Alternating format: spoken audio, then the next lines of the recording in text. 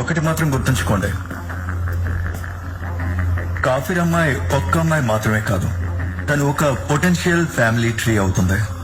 తనని అక్కడి నుంచి కట్ చేసి మనతో కలిపామంటే మన భవిష్యత్తు మొత్తం మారిపోతుంది.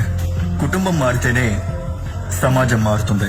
ఈ హిందుస్థాన్ మొత్తం ఒక సమాజం. దాన్ని మనం ఎలాగైనా మార్చాలి. మన పని ఏమిటంటే హిందూ అమ్మాయిల్ని మన సొంతం చేసుకోవాలి. ప్రేమలో ఉన్న శక్తికి తుపాకులు పనికిరావు. ఈ కాఫీర్ హిందూ ఎవరు?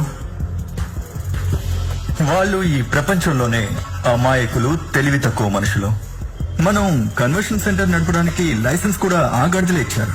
ఈ కాఫీర్ హిందూ సెక్యులర్ అని చెప్పుకోవడానికి చేస్తున్నారు. మనం చేసినట్టుగా మన మతం గురించి వాళ్ళ పిల్లలకి నేర్పించడం లేదు.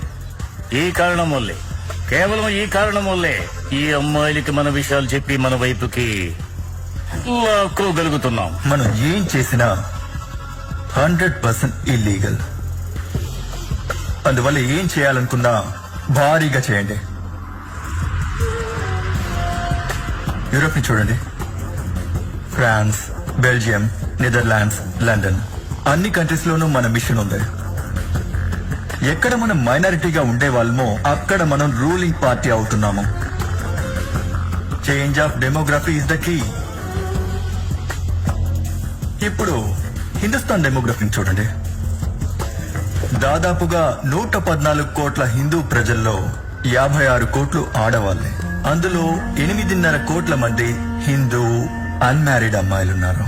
అందులో ఒక్కరిని కూడా వదలకూడదన్నదే మన ధ్యేయం. వాళ్ళందరినీ కన్వర్ట్ చేయాలి. ఇన్షాల్లా నెక్స్ట్ 25 సంవత్సరాల్లో మన దేశం మ్యాప్ నే మార్చేస్తాం.